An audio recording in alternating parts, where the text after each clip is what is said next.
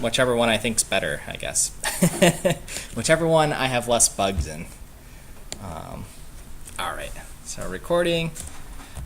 In lecture 1, so today is kind of an overview to set the tone, give an idea of the workflow for the class. If you want, these slides are posted online. I'll show you where the website is shortly, and you can follow along. So I actually encourage laptop usage is fine, and I'll talk about that in the sort of course policy. But, you know, sort of our first wisdom here. You know, I think about this a lot. Only the paranoid survive. This is by Andy Grove. Does anyone know who Andy Grove was? Yeah, he's a famous guy. You definitely know the company he was a part of. But he was one of the founders at Intel. And he's considered one of the most sort of successful founders and leaders of that company. A lot of people credit him for sort of kickstarting the Silicon Valley. Maybe some of you, if you're traveling or have worked in California, you've sort of heard about how Stanford and that whole area was all like fields and stuff with crops, but then it slowly transformed into, you know, what we have now in Palo Alto. So anyway, Andy Grove, he was one of the co-founders with Intel, with a few other folks, and I consider him one of the smartest sort of engineers. And he was a systems engineer. This course is about becoming a really good computer systems programmer. Okay, so I like to look at him for some inspiration. So that's sort of his words of wisdoms, but, you know, I modify things a little bit, you know, but we're going to try to have some fun. You know, this isn't a, you know, class to be intimidated. I think it's a class to have a lot of fun in and to learn about. So regardless of what you think of systems now, I hope by, you know, the end of 14 weeks you really love the course. And we're going to have a lot of fun. So about me, I promised to introduce who I am. This is my start in computer science 15 or so years ago. This exact Google search. I was very interested in games, played a lot of games, slowly tinkered and said, well, how do I make them? Then I learned about programming, these kind of things that I had to learn. So played a bunch of games, worked on some games. So that's how I sort of got my start. I'll be really curious to hear about your guys' journey, whether, you know, Northeastern was your first experience or before. But I found that I really liked writing about building games. So that's how I got that was my first job that I actually did. My second job was a grocery bagger after that. But then when I was at Ohio State, that's where I did my undergrad. So if anyone's from the Midwest, I'm very familiar with that area. And I sort of got my start in research at Ohio State when I saw a job posting saying, hey, build computer games to help people. And I said, oh, that's kind of the best of both worlds. You know, two things I like doing. So, you know, that's an option. That might be something you guys think about while you're undergrads here, doing some research with faculty, whether myself or others. But you can think about those domains. Then I decided to go to Tufts University. I applied to a bunch of Boston schools. I wanted to be in Boston. You guys are in the best place in the world, I think, to be in school, just based on the pure density of, you know, great universities, including Northeastern. So I knew I wanted to be around here. You know, stumbled my way through the master's and PhD and finished that off, and sort of was always interested in doing graphics and performance. So that's where my professional experience lies. These are places I worked, did internships, co-ops at. And the only thing to note, you know, we can talk about these later, is that I was always working on something systemsy, graphic, sort of in this land, at all of these places. And they're all kind of were diverse experiences. And now I work here. So I'm a Husky with you guys. Okay. So I want to welcome our teaching assistants. I don't know if any of them have joined us today. If you have, raise your hand, see any sneak in. But we have 4 for this course. Bagus, Nakil, Darasa, and Akash. Their office hours, I believe, are already posted on the site, so I'll highlight that again. These are all folks who have taken my previous courses or TA'd with me before, so we have a super high-powered team, which is awesome. So ask them lots of questions, ask me lots of questions. We'll be happy to take them on. The other thing to note is along with these four teaching assistants is the other two sections, one taught by Nat Tuck and the other Alden Jackson have teaching assistants. You can go ask them questions as well. We've just decided that's the best thing to do. So if you can't make any of these four gentlemen's office hours, you can attend the other TAs. And they'll know or have been through systems. Yeah? All of those are posted or just these four? These four are posted, and then I have links to the other instructors who have posted on their sites. And I'll show that explicitly shortly. Yeah, the other TAs might not know the exact minute details of a particular assignment for me, but they'll be able to sort of walk you through or debug C code, these kind of things. So you'll be in good shape. We've sort of synchronized. Okay. So what is this course? Roughly where it falls in the curriculum here. This is us, 3650, so sort of starting at Introduction to Systems, your first exposure, and then moving in a pretty broad manner to more advanced topics. And I'd say this is pretty, the height of this box is like how in-depth we get pretty good coverage. We're going to dive into a lot of cool things in this class. 5600 is maybe the next course you could take. It's a grad level course, open to undergrads or grads, where you could kind of dive in even further. So that's one of my goals, to make sure you're ready to take my 5600 or whoever's later on, if you're really in love with this stuff, or just to have a really good foundation for all the other Systems E courses later on.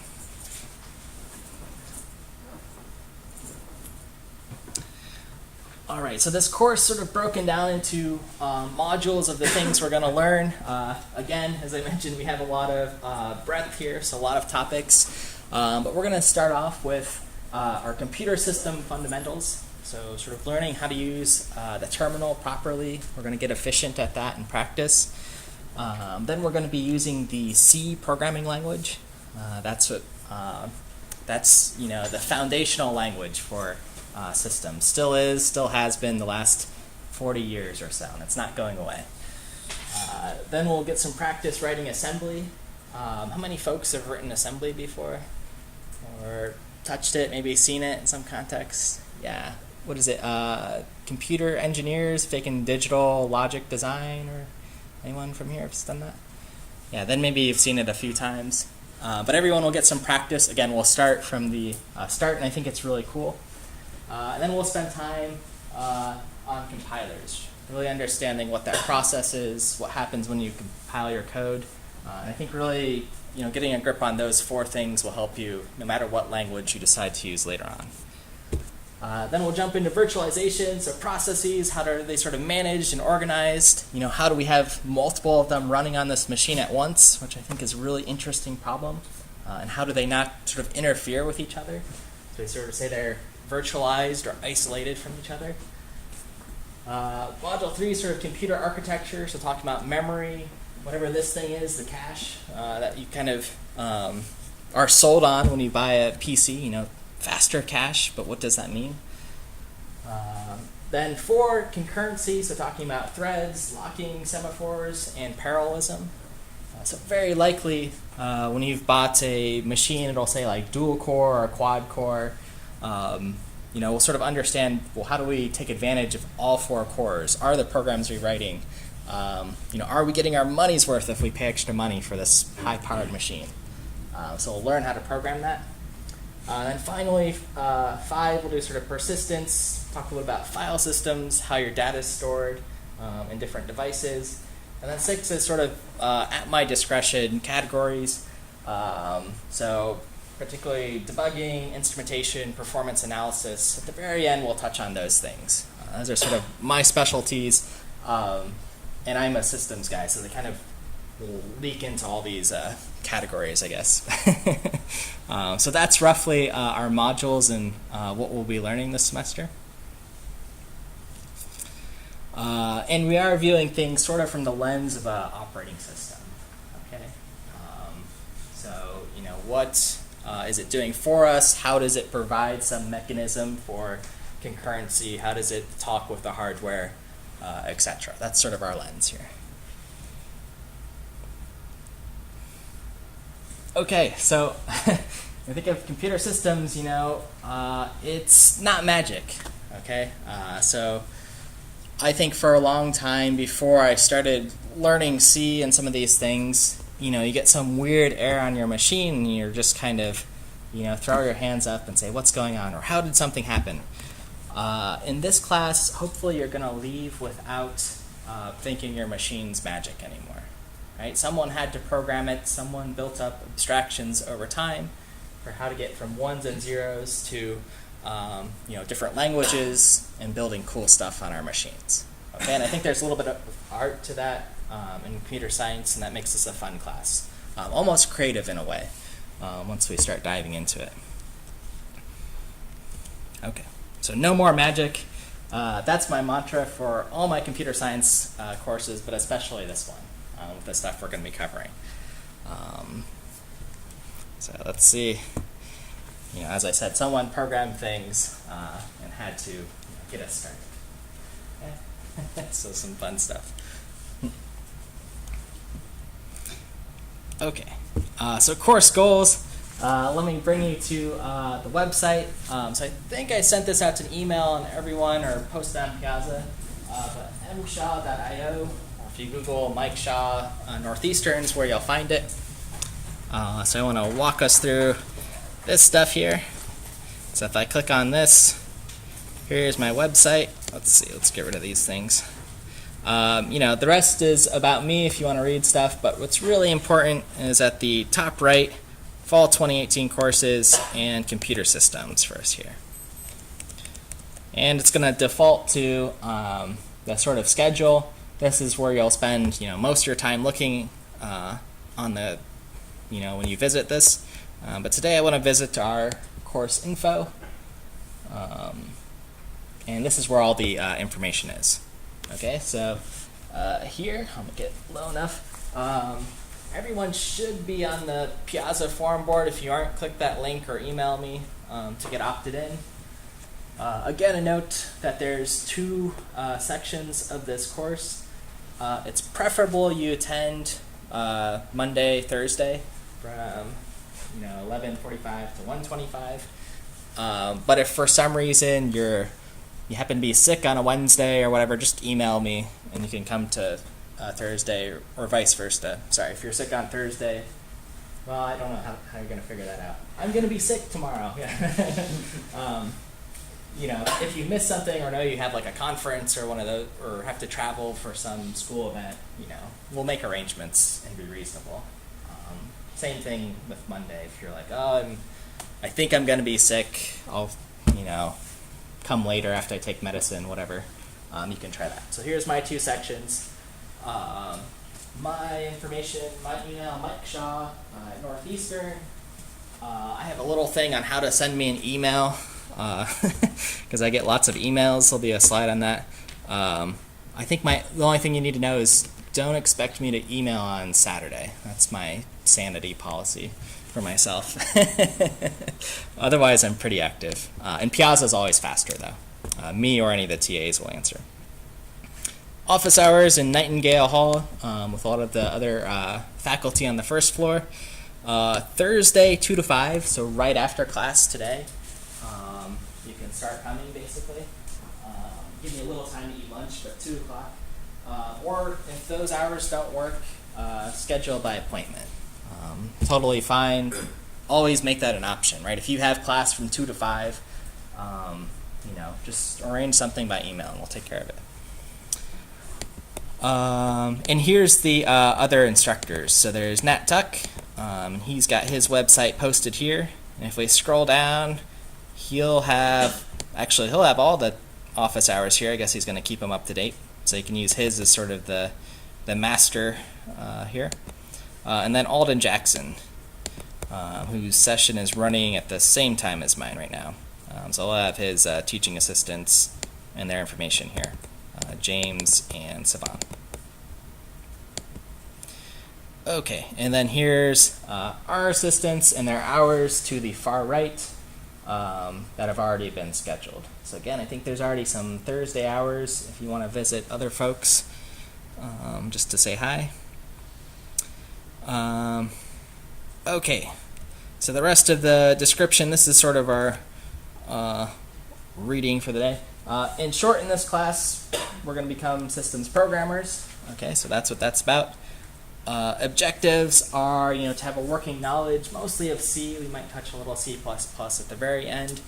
And we want to be comfortable in a Unix environment. That way when you take my other courses and I'm doing something on a terminal, it's easy to follow along. Or I think it's just a really valuable skill to have. But again, this is sort of our breadth here.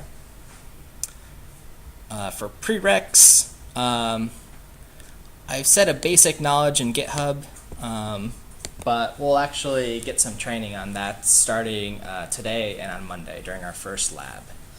Okay?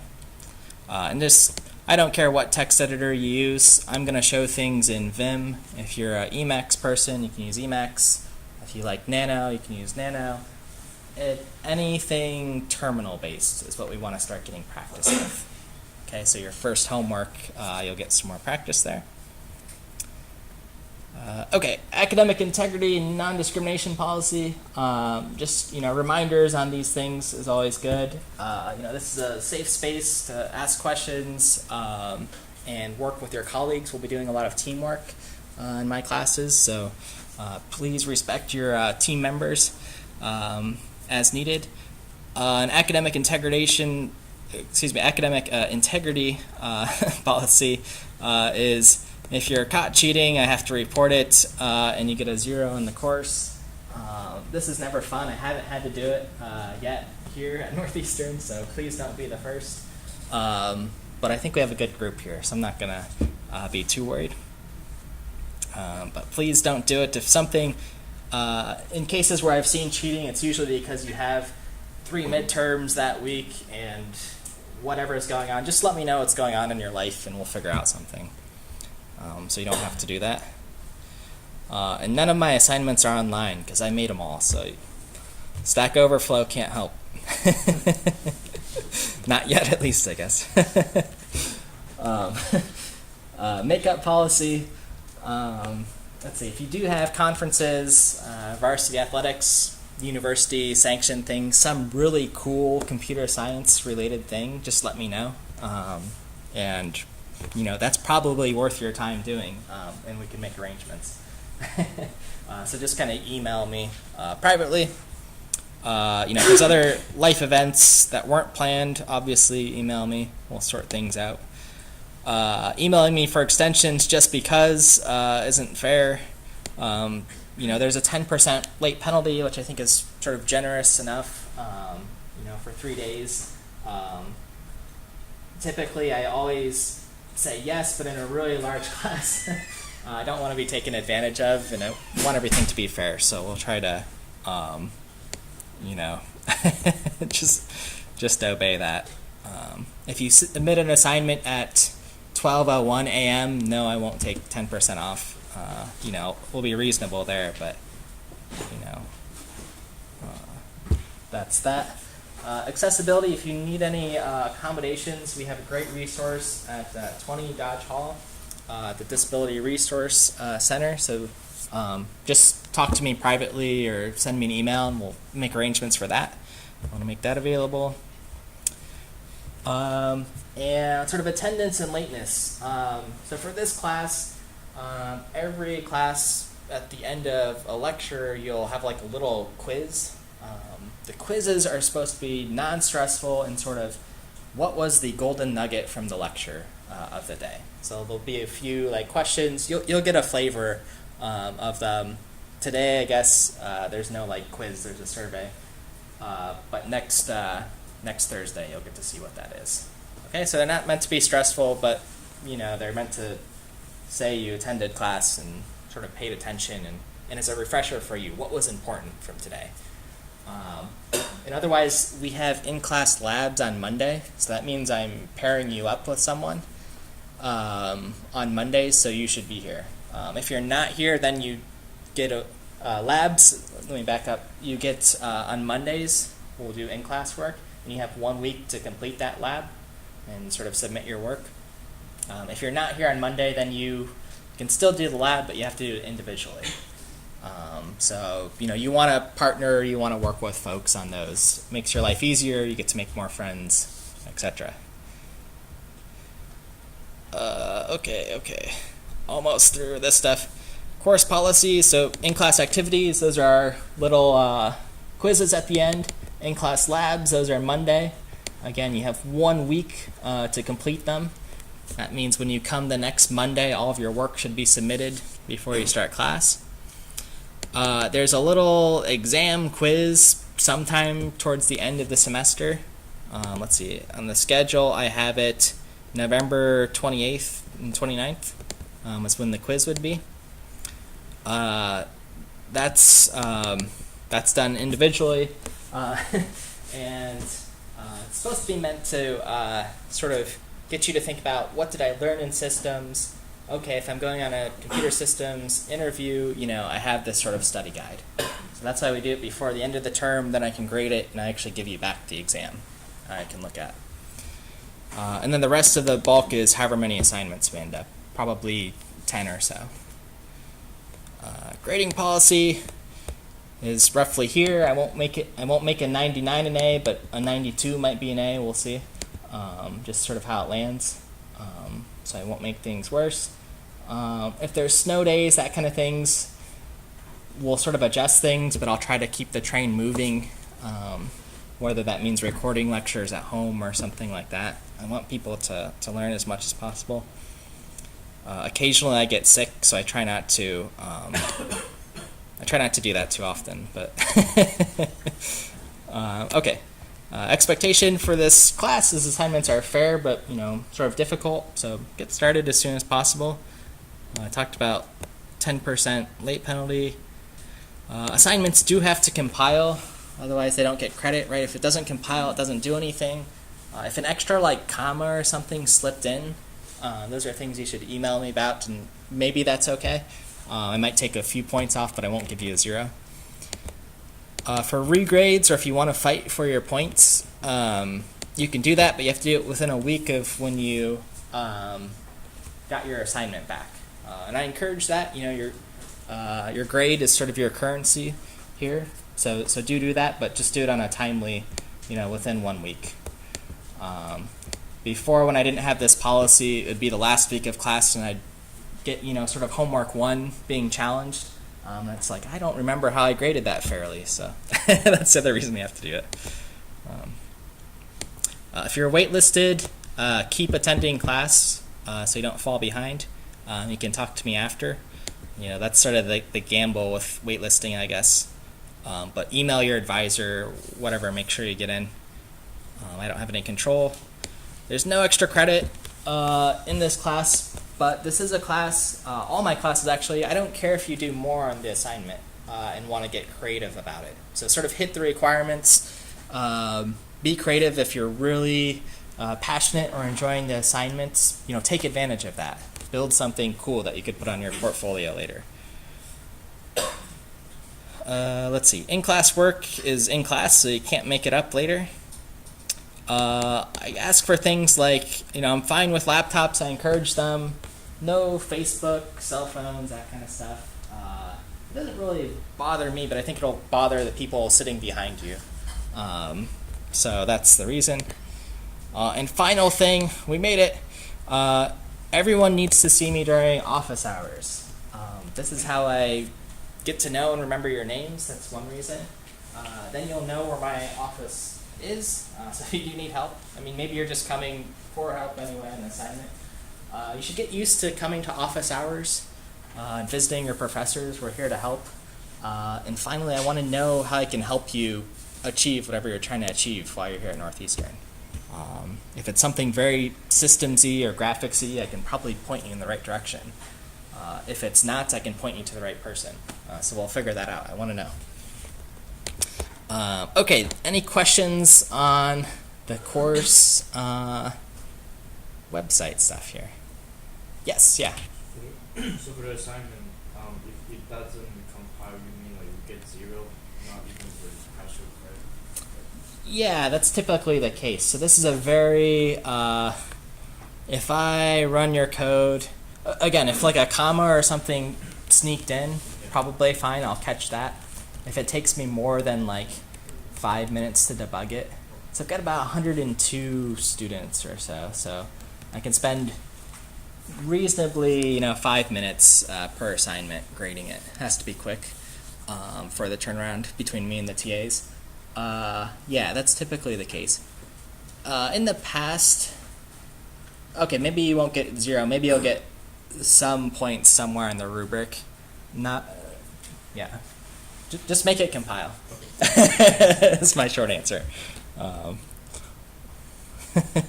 Other questions? Yeah. Is the regrade like points added on, or is it like a full rescoring?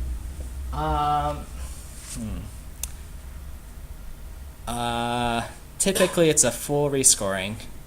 That's what I've done. Usually I'm not mean enough to say, well, you brought it in with an 80, actually you're getting a D now. I've never done that. But I would do like a regrading. And typically it's best to do it with, you'll know who graded it, whether it was me or one of the TAs, and we'll sort of send you back. Yeah. So if you miss something and it's clear on the rubric, like your code actually does compile or something and we gave you 0, then yeah, definitely challenge it. Yeah. Other questions? Yeah. Intermediate numbers, like 94.5. To be determined. Yeah. Depends on the average. 94.5 probably okay. 94.35 if everyone gets an A, probably not, but yeah. I just had a heartbreaking case of that. Grading's hard, yeah. If you don't get an A, you might just because you're a great professor.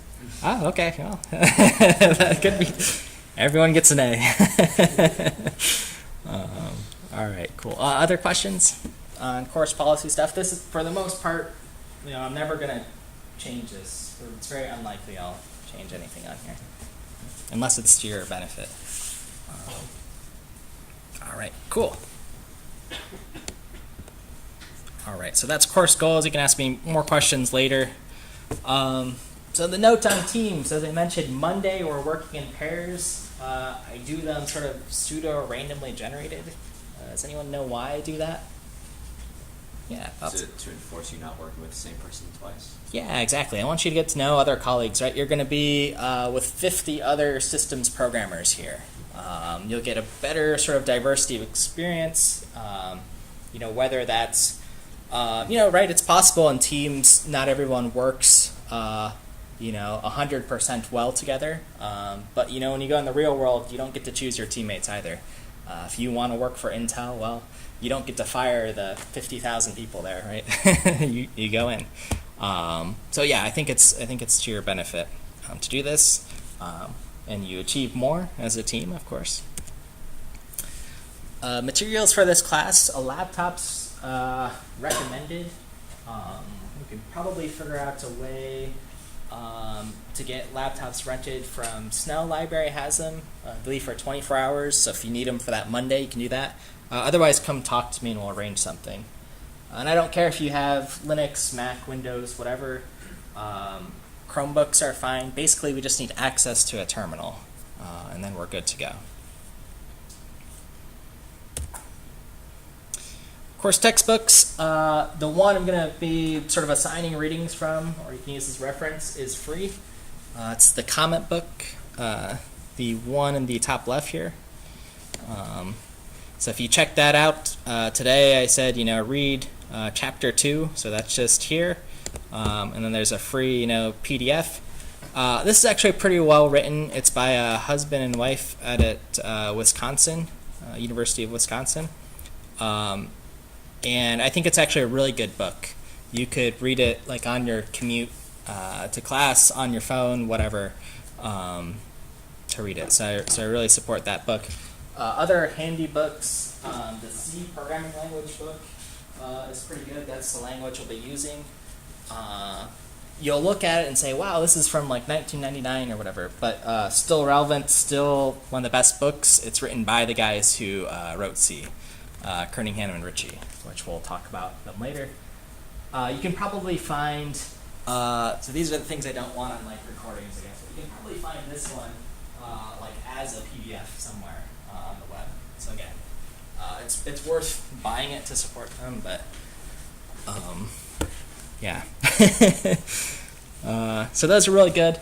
And then finally, this is the one, if you are going to pay for a textbook, this is probably the best one to get for a systems class. This is worth like reading and keeping for the rest of your life.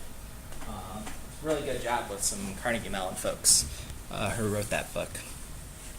And then if you want to do more system stuff, this book's really good. I have a copy at my desk, so you can sort of thumb through it. If you just want again another perspective of a topic, you can come by and borrow that for a day or something. But that's also a good book. And then I'll have several like free web stuff to check out. Okay, so in teaching style, you'll notice this is a little bit different class. There's lectures. I think lectures super important to sort of deliver information, sort of give you guys the path on what's important. And I try to do a lot of visual things on the slides, but I also think doing stuff in class is super important too. So there'll be a lot of in-class labs. We've got kind of a funky classroom here, which will be a little bit weird for me to hop around and help people, but we'll spread out and we'll make it work. And I believe all these chairs have outlets, so you might test those out today. That's really handy. I put money on most of them not working. We'll find out which ones work. If you have one that does work, test it out today. Sit in a new seat every day, and we'll get as many as we can. But the lab part will take about an hour or so of class, so bring your laptops charged up. Let's see. Other things, ask lots of questions. I don't care. I don't know the answer to everything either, so I ask a lot of questions. So the worst case is we'll review something. And then come to office hours. Oh, another thing, I don't randomly call on people either, so do participate. I never liked it as a student, so if that's an anxiety you have, I just tell people I don't do that. So, because my professors, they would say, like, "Oh, Mike, like you're a smart guy, you know the answer," and I'd say, "I don't know anything. Why'd you call on me?" So don't come with that fear in class. Again, class is supposed to be fun. I do break rules. On occasion, I break this rule on good PowerPoints. Don't use mine as a reference. I break all these. There have to be 7 words of line on a text. Well, I've got full sentences and everything. The reason I do that is this is another deliverable for you to study from. You can think of it like a second textbook. And I make these available probably, since you guys are the Thursday section, you'll have them as soon as Wednesday before that class is taught. So use that to your advantage, being section 2. And then Monday's labs will be posted a little early as well. Email, as I said, post on Piazza. That's roughly how many emails I get in 12 hours that aren't spam, and I answer them because I have to. So hopefully, you've taken, if you're here today, some programming-related class, whether that's, Fundies 1 or Fundies 2. Today, you'll notice is sort of an overview day. That's because I need to calibrate a little bit to see where, 100 people are at. And it is helpful to do the readings. You can always read ahead. I don't care if you get, too enthusiastic or work ahead. That's fine, but at least do the readings I suggest. And then again, in this course, we're going to do C and specifically x86 64-bit assembly. That's sort of the particular type. That's what's used in the real world. Chances are folks who have seen assembly, whether it was weird stuff from their compiler or Java null pointer exception at some address, then maybe a dump of some information that's might have been in assembly. You might have seen it. So these are the standards. So we're going to use the real stuff.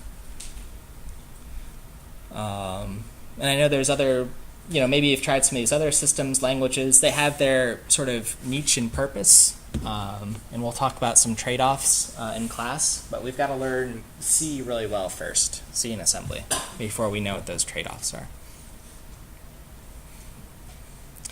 Okay, so more proof on C, C++, and just sort of some job description I was looking at. And Linux, too. That's going to be our environment. Right? We'll work on the CCS servers. Give everyone a common environment. So more YC, still relevant here. Still relevant. And assembly, too.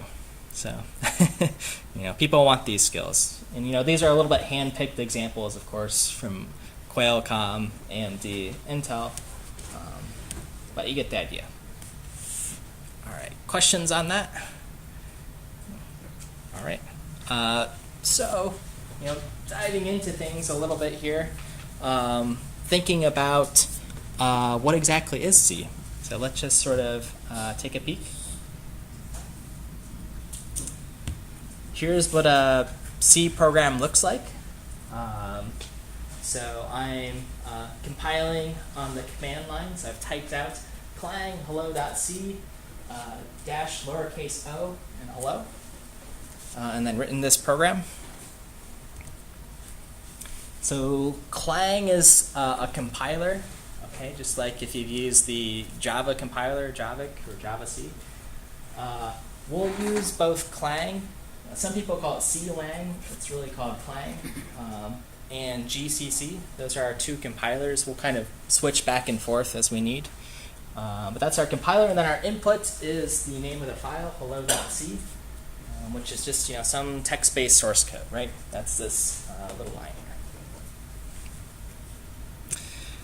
The next part is passing in the arguments to our compiler. Okay, so we call these arguments or flags. So if we do -o, that means the next thing that follows is sort of the output or the output name of this executable, which I've just named hello. Okay. So running this command generates a binary for this program that's going to print out hello computer systems. Okay, so taking a little look at the source code. So when we do pound include in C, that's sort of like our import statement from Java or Python. But we're bringing in anything that has a pound in front of it.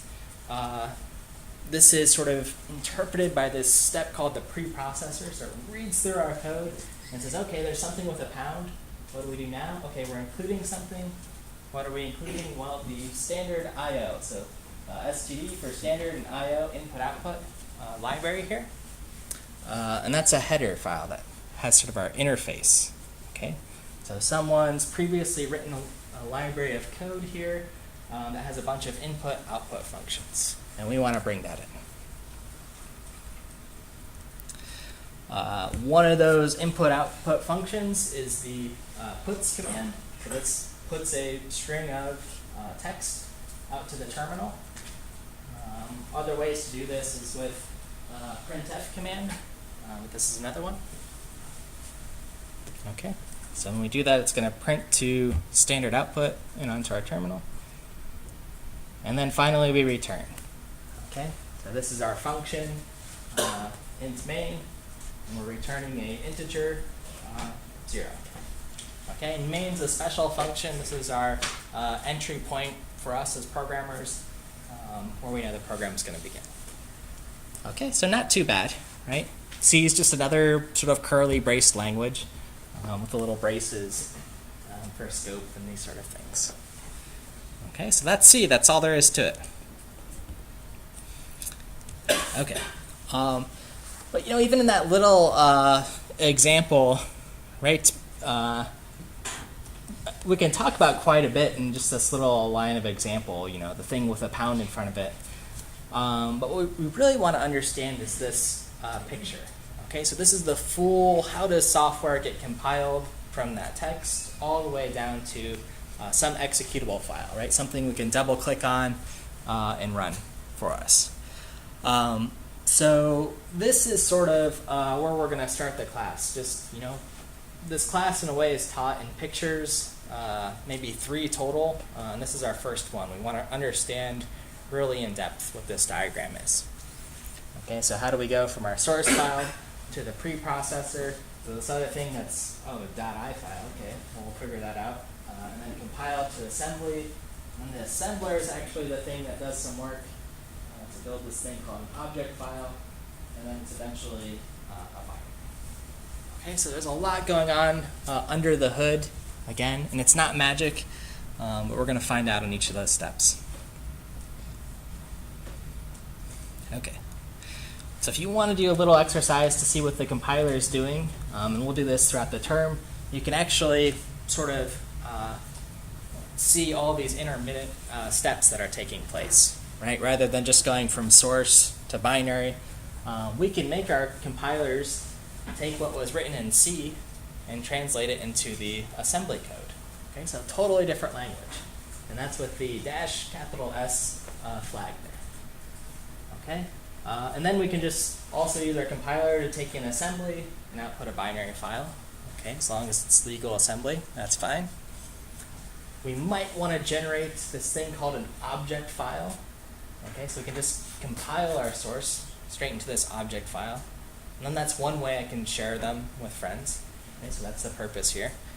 We'll talk about object file, and it really means relocatable object file.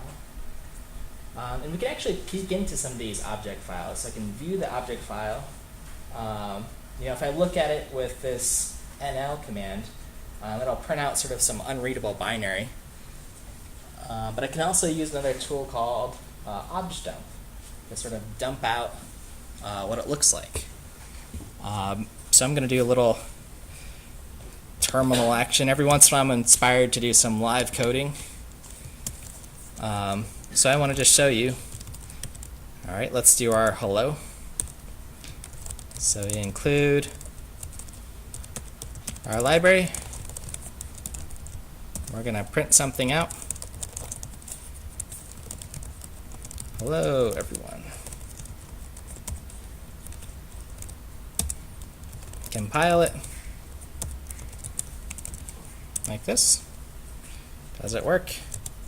Yes, it does. Okay, so let's see what just that binary looks like. Well, with NL, it just gives me a bunch of junk. For now, it's a bunch of junk. It has some meaning, and you can actually parse this. This is kind of scrambled binary. This sort of has some information about, like, we can pick out some things like comments. Okay, we'll sort of understand BSS is a place for storing things. But right now, it's all kind of mucked up, I guess. But there's other tools. There's one called NM, and if I run it, this gives me some interesting information. So, without knowing anything, this looks like some maybe address here. Then we see some things that we recognize. Okay, there's main. We had a function called main. Here's puts. And we had that function. So those are two recognizable things. So I think this is a little cool tool here. Again, all that was NM and then any binary. So you can take any binary that someone's written, run NM, and see what their functions were called. Okay, that's kind of cool, like a little bit of forensics, reverse engineering maybe. So we're going to learn how to do that ethically in this class. So this is, it's a great way to sort of debug code, reverse engineer things, patch things, and fix them. Okay, so that's just a little live example. One of our favorite tools will actually be this objdump tool. Okay. So we'll get some more explicit of that in the NM tool that I just used. Okay. So I already asked about assembly and using assembly. I know it's a little bit dark and hard to see here. But all I want you to take away from this, if you haven't seen it, is there's a command, some arguments, 1 or 2 typically. And that's it. That's really all there is to the language. And we're going to learn sort of the fundamentals such that you can read assembly at least well when you leave this class. you'll be able to write some if you have to, which you might have to, if you're into hacking Arduinos or those kind of things. Maybe you have or will write some assembly. But it's not bad. It's a pretty well-structured language. It's just a little bit verbose, meaning you have to type a lot sort of one step at a time. But that's okay. We'll learn what the steps are and sort of have a recipe to do that. And again, so I've highlighted here just some things that are familiar. There's something called call queue, and then puts. So that's like calling a function. We can see where a string of data is stored. So once we understand the C programming language, we can sort of translate that back and forth between assembly. Okay. And of course, assembly. This is how we used to write code in the 50s, 60s, 70s primarily, and then still today in some very specific cases. Okay. I've definitely known folks at places I've worked who have written assembly. When I was at PlayStation, they would handwrite stuff that really needed to be fast, which was kind of cool. Okay, objdump. Has anyone actually seen this tool? I've mentioned it a few times. Yeah, in a systems class or just for fun, or what context? Did anyone raise their hand?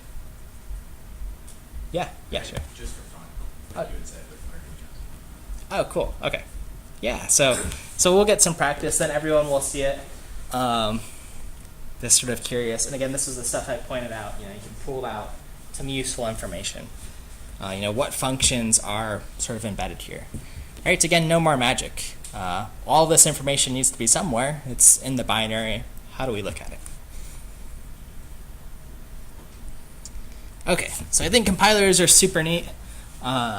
Maybe we take for granted the job that they do, and I think it'll make writing C pretty fun, right? It'll be better than punch cards at least. And I'm not old enough to give you a punch card story. My professors gave me that. My parents used punch cards, yeah. So C is better than punch cards. So our first lab Monday will sort of be geared up to write some C programs. We can do this sort of interactively online. So this learnc.org site's a great resource.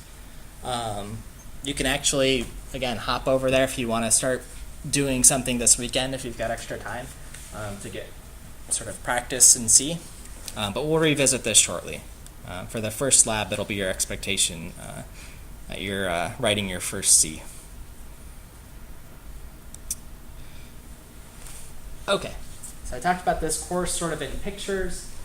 This is one picture, sort of compilers, assembly, C language, fundamentals. But we've got these other two that are the core as well. So thinking about computer architecture, so what are all of these individual components, and then operating systems. So I want to take a look at those, starting with the hardware on the left. And this is a sort of simplified diagram, but what I want you to see, sort of directing you to the top left here, is the CPU. That's probably the first thing we're thinking about when I say like computer hardware. At least it is for me. So when I talk about CPU, I'm really talking about the brain of the PC, a thing that sort of executes instructions and makes decisions. Okay. But I think what's really fascinating about processors is we're going to learn that they only execute one instruction at a time. Only one. Very, very fast they do it. But if you have a single core processor, one instruction at a time, that's all you get.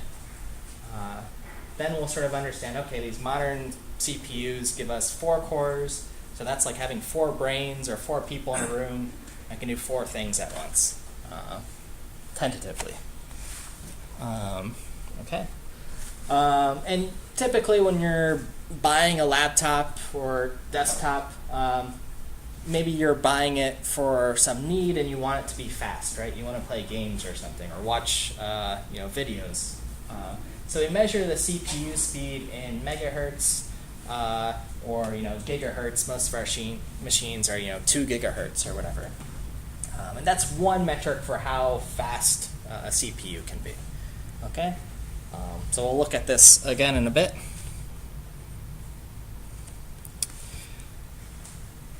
So in this diagram, though, so we've got the brain of our machine, right? That was the top left corner. And then we've got these other, devices.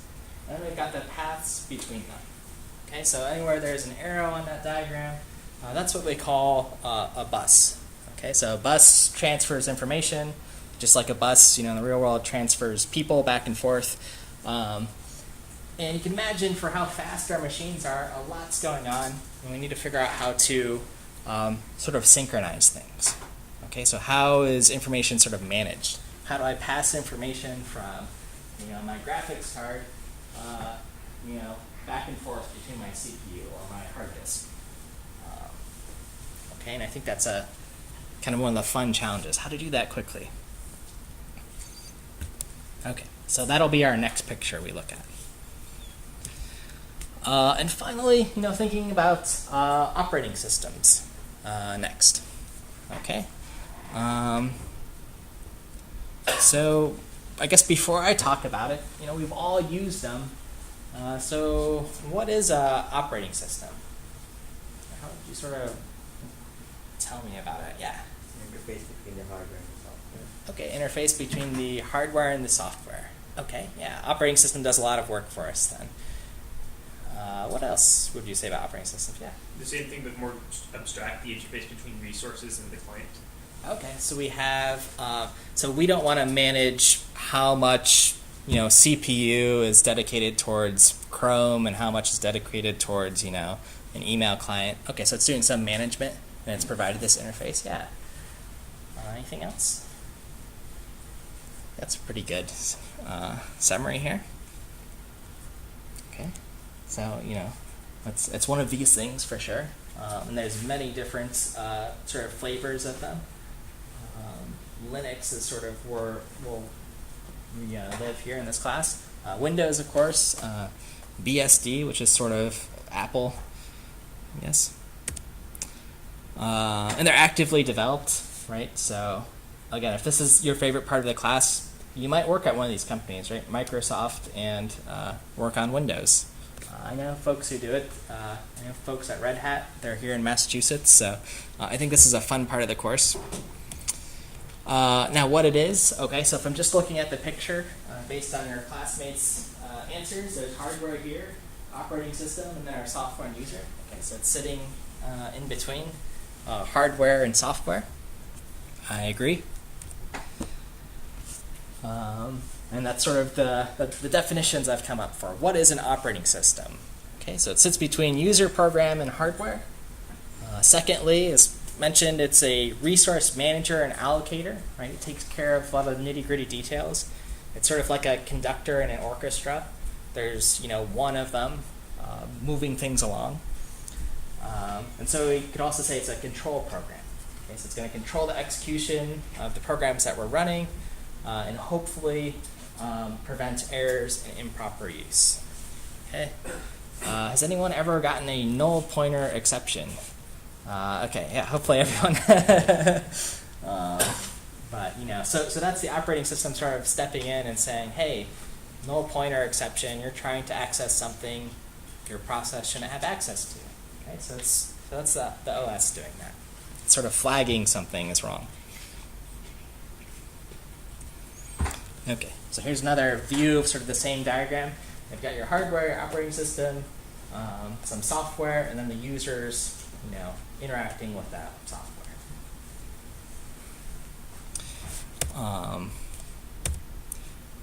I think around assignment 4 or 5 or so, we're actually going to be building our own shell.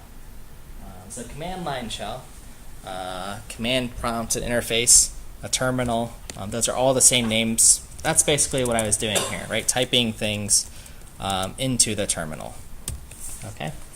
So this is sort of what we'll be looking at. We'll figure out how to build one of these guys from scratch, which is really fun. And it's kind of a nice way to directly be sort of interfacing with the operating system at a low level. Question? Yeah. Is there a chance that could mess up our operating system? Probably not. Yeah. It does just like it's fine. Yeah. Let me see. What did I say?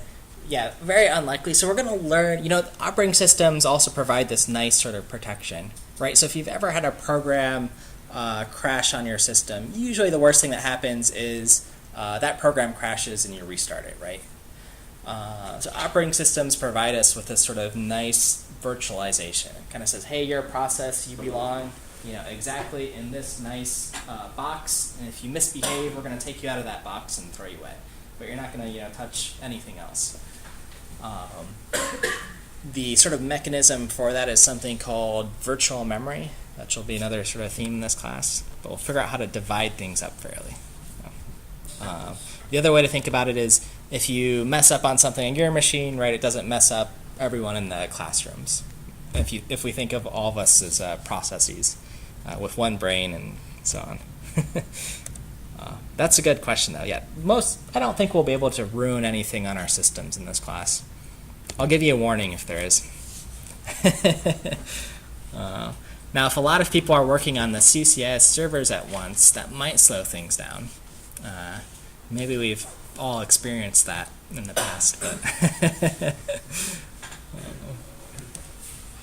okay. So thinking about operating system as a resource manager, well, if you've ever opened up Task Manager on Windows, System Monitor on Linux or Mac, this is sort of the view you get. And it's trying to be fair. That's really one of the important jobs of the operating system. How do I make sure that if some process runs, maybe it's a virus, it doesn't just take 100% of the CPU and do, virus things. It's got to sort of share and, be efficient. I sort of think about this like if you're going grocery shopping, you get in line for the checkout. Imagine if someone just kept cutting in front of you, right? And all your groceries spoil, and that's bad, right? We don't want that to happen. So the operating system enforces some way to take turns.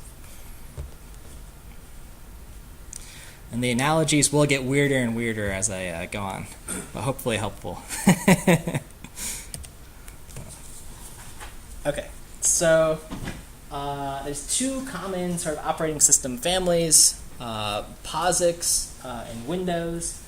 POSIX is where we'll be working, and that's anything Unix-ish, including Macs and so on. But when I'm referring to POSIX or Unix, I probably mean Linux. I probably mean specifically CentOS, which is what our CCS machines use.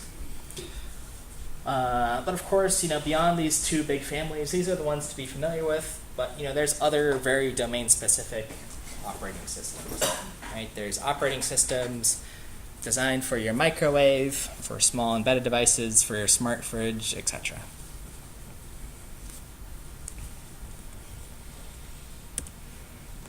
Okay.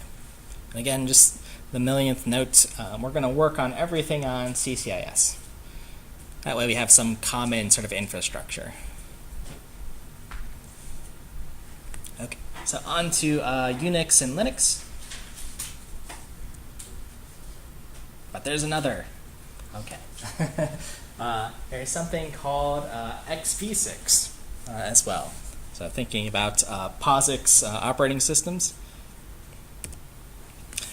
What XP6 is sort of labeled as a simple Unix-like teaching operating system. Okay, so some smart folks who are still at MIT said, hey, we want to teach an operating systems course. Let's build an operating system that's sort of manageable.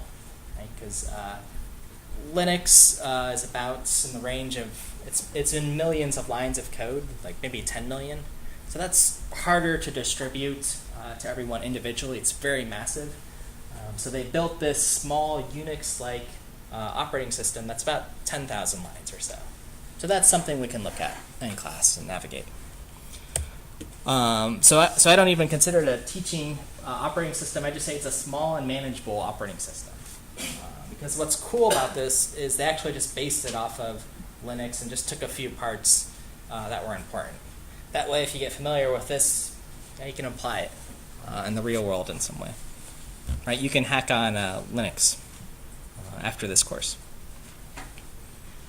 Okay, so we'll use XV6 to build and do some operating system things. I think that'll be a lot of fun. It'll be good sort of software engineering experience too, to work on a big project you're unfamiliar with, and just sort of how to identify the parts that are important. In this class, it's an hour and 40 minutes, so we'll go on break and take a quick 5-minute break in a moment. Before we do that, a little instruction here. Some of you might have done this. So on my course webpage, so we'll navigate to computer systems, there's this link over here that says the CS3650 mono repo. I want everyone to click on that. You can do it on your phone or from your laptops.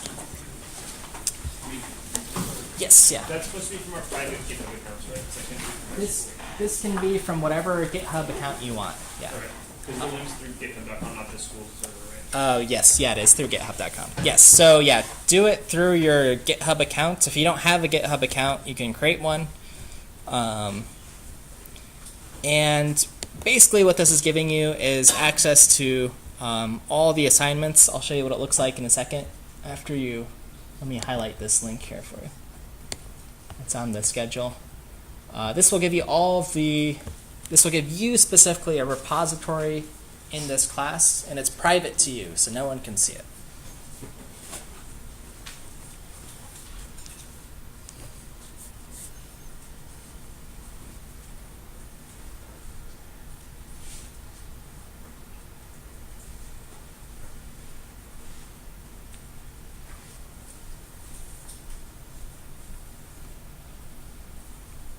Yeah, question. Does this help, are we able to use this code for co-op? Applying to that? Probably not. Okay. So the question was about using this code on co-op. If you go sort of above and beyond an assignment and do something cool, we'll talk about the policy on moving it to your public repo. For generic homework assignments, they'll stay private though. All right, so I think I've given everyone a second to click on things or sign up for GitHub. I'll give you another minute.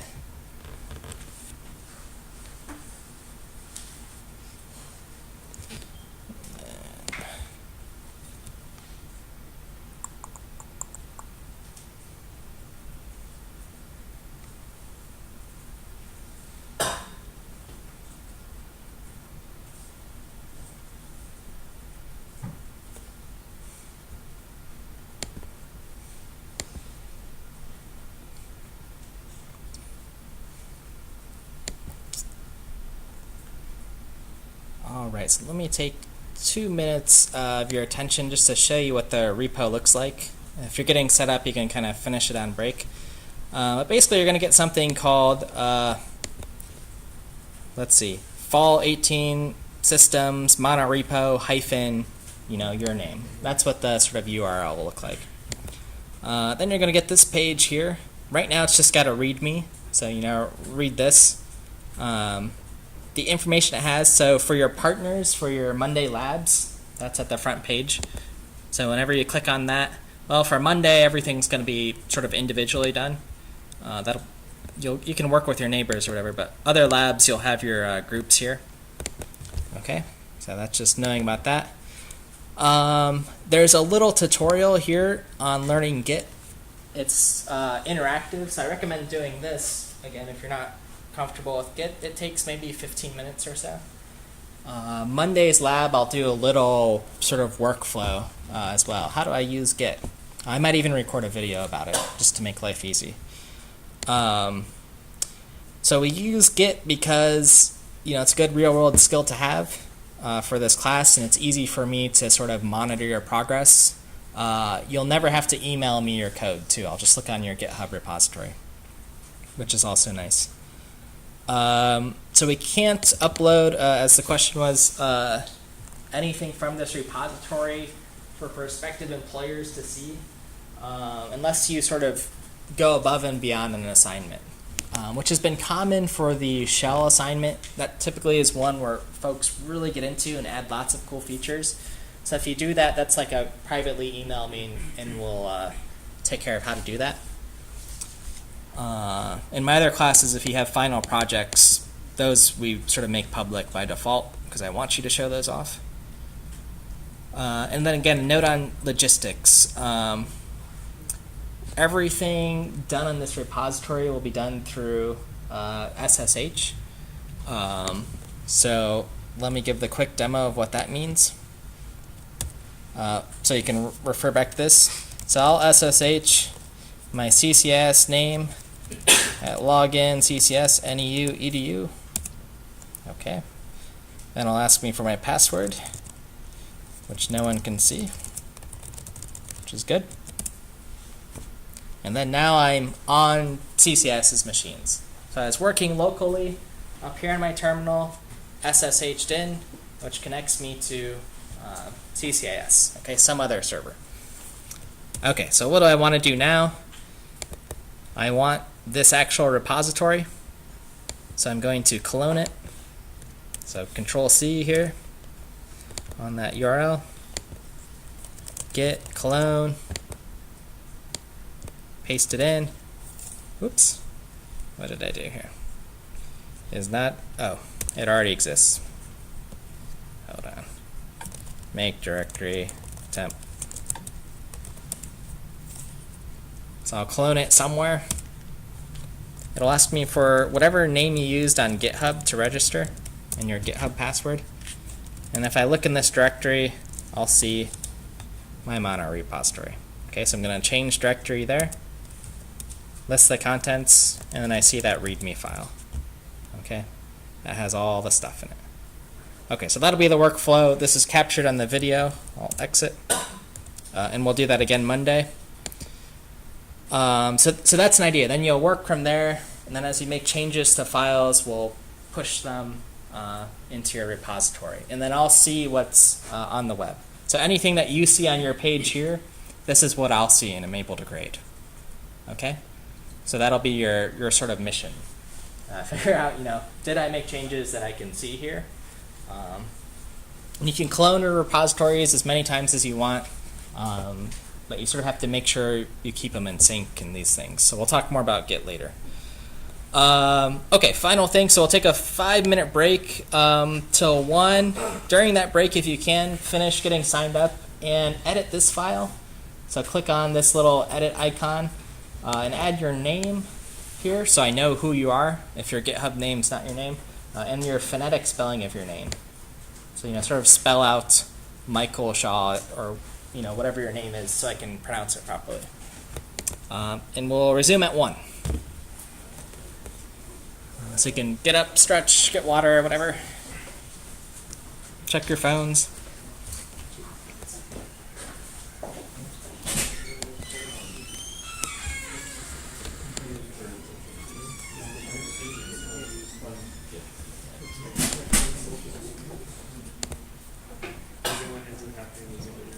If there's no phonetic spell. If it's pretty obvious, then yeah, don't worry. Yeah. One of these commits is verified.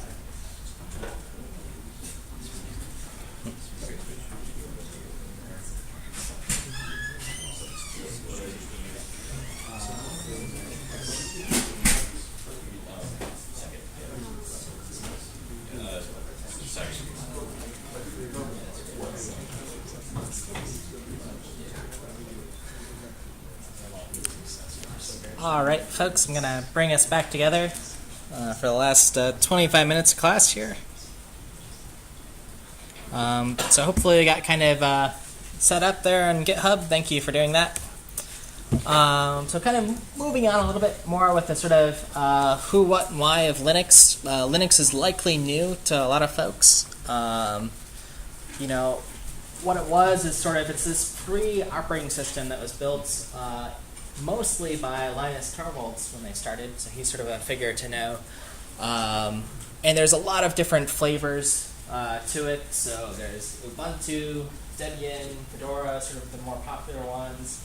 And then we're down here, CentOS, that we use at CCIS. But the foundations or the inner workings are all the same.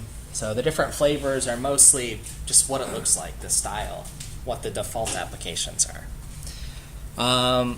So generally, you know, we're going to live in this Unix environment in Linux because, you know, it's a very hackable and sort of friendly operating system. I'd argue it's very clean to program in. So you might find yourself after this class only working in Linux. You know, I changed this Windows into a Linux machine, you know, because I enjoy it. So we're also going to be working, you know, when we're in Linux, as I mentioned, in the command line terminal. You know, every operating system has one. Microsoft has its command prompts, PowerShell, maybe multiple terminals that we can use. And I'm going to argue that by the end of this course, you'll be faster working in this terminal than in with a mouse and keyboard. When I was learning systems in my class, anytime my systems professor saw me move or go for my mouse, he would try to knock it away. And I'm not going to do that, but I think that was kind of funny, I guess. He got away with that. But so we're going to become proficient and, you know, practice using the terminal in this class. It's a real good real-world skill to have. You know, for working remotely, sometimes you'll be sort of debugging a machine where you don't have a monitor, like today, right? Let's see how far this goes around. I'll just break this machine more, but right, nothing's working here. The computer's on, but so I could, you know, remotely access this machine and try to debug it, right? So that would be something you could do.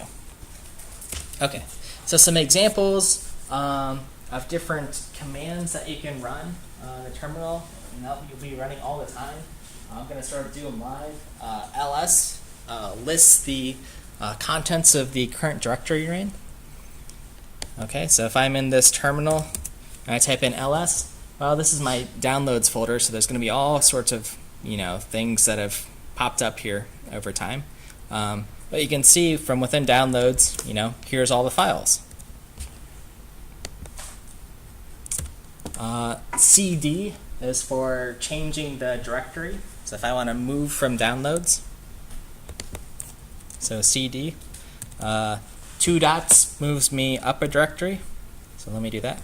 So we'll notice I'm not in downloads anymore from the prompt. I can CD back into downloads. Okay, just back and forth. If I want to know where I sort of am, PWD gives me the current working directory. So I'm in home, mic, downloads.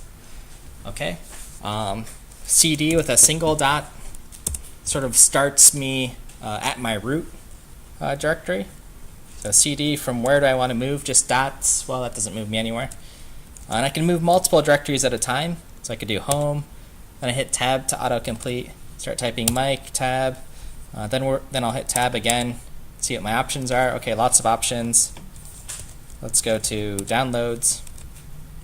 And so I can sort of hop multiple directories. Okay, so you're going to build up this little mental model of what directories and files look like as you practice more. Okay, and you'll learn different shortcuts of things. Finally, kind of a neat one, CD and then the tilde mark sort of gets me back to my home directory. Okay, so that'll always be home mic, and then I can navigate from there. You'll find yourself how you know, surprised you are how fast you'll just start memorizing, you know, the structure of everything, right? Systems, right? I'm going to argue that's faster than sort of typing out other things. All right, and here we are in systems. Okay. So those are a few examples. Again, you can start sort of practicing these. There's all sorts of fun tools, commands. There's one called tree. That one's kind of fun to run. So from in my systems directory, if I run tree, well, you get a little peek at what the systems course looks like here. But it sort of gives you that, okay, here's lectures, there's a folder lecture 1, some of the fun images you see, and then the actual lecture file. Okay, so there's all different ways to navigate. And we'll take a look at some of them. Some of them you'll pick up when you see me sort of work. Okay, so these were all the little tricks. They're on the slides for you to practice. And then this is sort of my argument as to why the command line. Again, if you're working remotely, you definitely need it if you don't have a good environment. And typically it's even faster. One reason it can be faster too is if I'm doing very repetitive things, running programs in a certain order, is you can write a script and sort of automate them. So that's what I've done on this next example shell script. This is what you'll be doing for assignment 1, building your own shell script. Now what's going on is it's going to echo back, so it's printing out hello, $1, $2, those are the arguments passed into this script. It's going to ask me again, what's your age? Reads in some input from the user, and then echo back. That's great. If I do $my age, that gets the variable years old. Okay, so what that looks like in practice. Here's what I wrote it. I wrote it in an editor called Vim. So this is what Vim looks like. Let's see, CD lectures. I can just shout to you directly. Vim, and this is called script. Okay, so this is the Vim text editor where I can move things around. This is what you'll be practicing with, or what I'll sort of be supporting you learn Vim. If you're an Emacs person, that's fine. You just sort of commit to one to life and get proficient with it. Nano is fine, doesn't matter, but you'll practice in a tool like this. So if I actually run this script, quit. So sh runs the script, script 1, and we need 2 arguments, Mike, Shaw. Oh, didn't find it. Where is it? Oh, sorry. What is your age? 500. Oh, it's giving me some weird errors. That's great, you're blank years old. Uh-oh. What did I change? Live debugging. Sometimes I dedicate about 1 minute per lecture live debugging so you can see how I do it. Cut from the video. Oh, I don't know what I did here. Huh? What's different? Here it is working, I promise. Oh, maybe I named it something different. Anyway, that's the script. For some reason I can find it, but hello. My 2 arguments, Mike Shaw, so I picked them up. How old am I? 500. That's great, you're 500 years old. Oh, I'll fix that in a minute.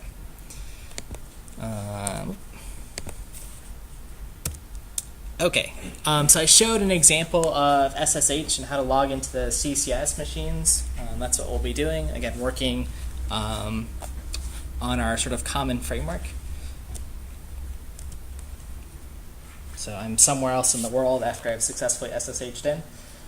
If you don't have a CCS account, there is a form for doing that. Someone has posted on Piazza already. So if you go to Piazza and our 3650, link to create CCS account. Okay, so just search for that post because you'll need that to SSH in. Okay, so try to do that before Monday. Do that today so it can get created.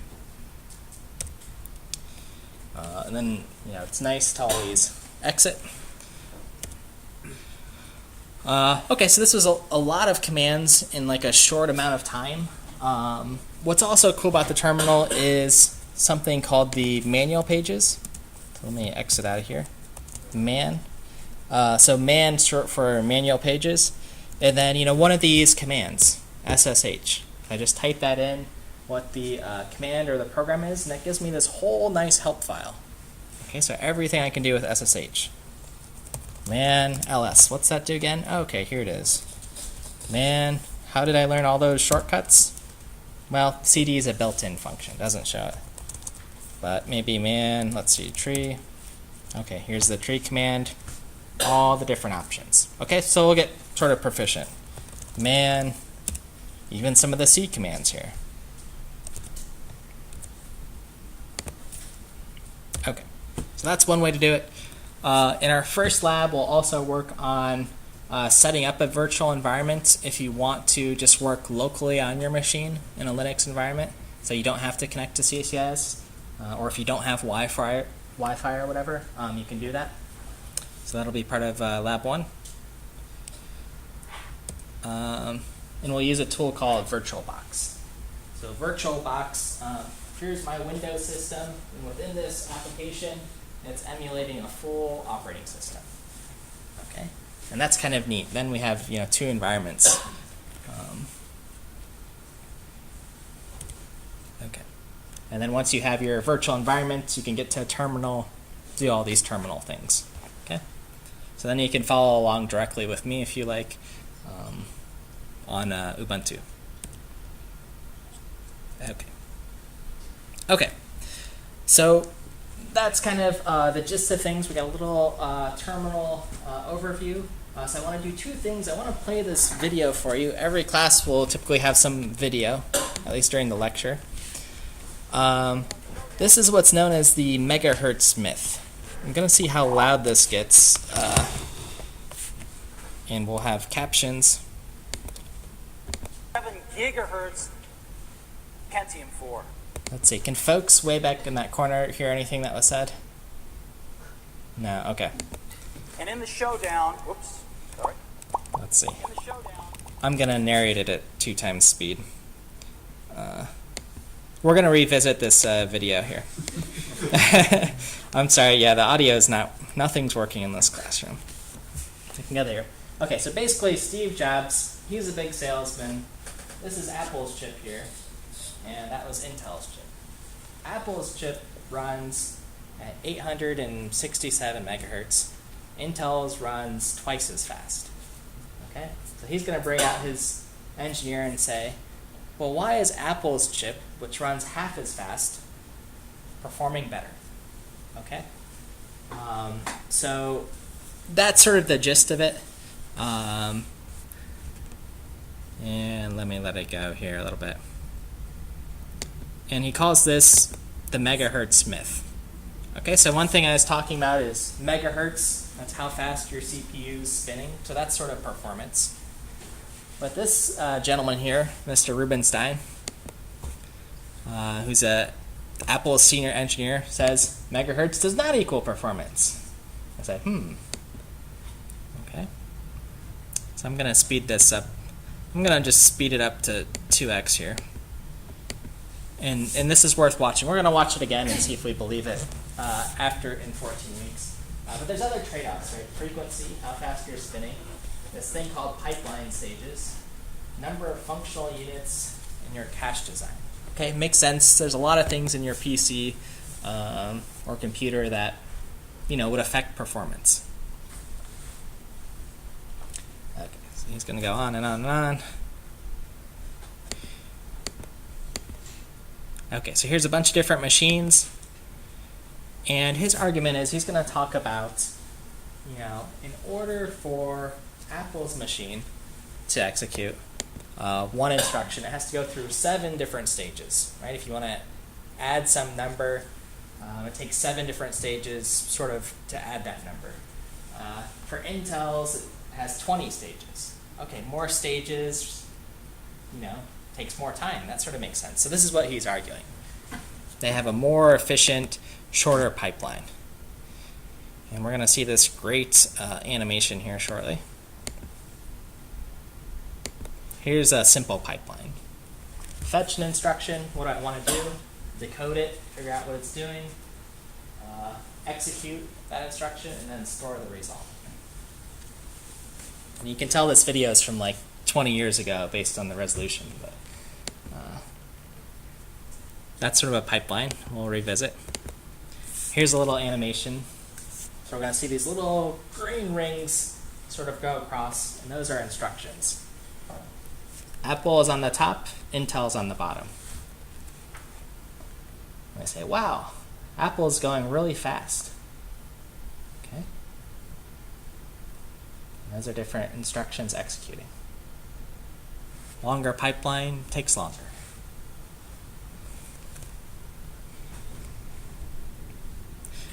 So he says there's a pipeline tax if you have a really long pipeline.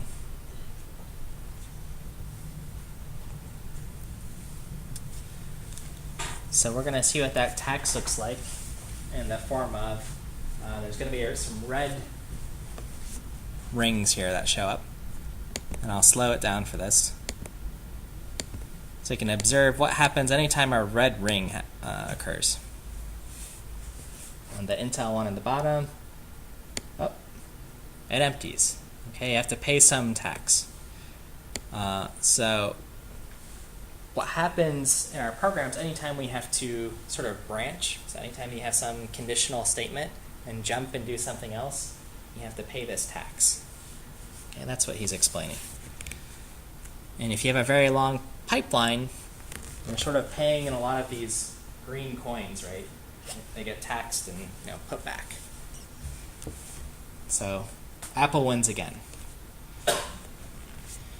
So then they just do some marketing stuff. So I want you to, watch that with volume. We'll figure out how to get this sorted. And I guess the takeaway is, something I want you to think about is this clever marketing by Apple? Yes or no? Is the megahertz myth really the megahertz myth? Does megahertz mean performance? I think if you watch this now and then watch it in 14 weeks, you might have a different answer. So I think that'll be interesting. Okay, so that's on our feed. And it exposes the second theme of this class. There's really just two. No more magic and trade-offs. That's all it is, right? When these engineers, folks at Apple, Intel, those other companies, they're really smart, right? Intel didn't purposely build a 20-stage pipeline to make things slow, right? They did it for a reason, for particular workloads. So we'll think about what those trade-offs are. Okay. So last thing, in our last 8 minutes, we have a in-class activity. Those are typically, as I mentioned, in the form of like a quiz or something, or a survey. Now where to find that in-class activity? If I go to the main web page, the schedule, so you can do this on your phone, on your laptop, then to lecture 1, we'll find lecture 1. Here's readings and stuff you can do before class, the slides you can follow along with, our activities, then we have our broken code examples, anything that showed up in the slides. The audio lectures will be posted here on the far right in any for the classes. And then any resources that I think are useful. Getting started with Vim, GitHub, these kind of things. Okay, these are ones that I've sort of curated. I'm optionally writing some notes. We'll see how long I continue doing this.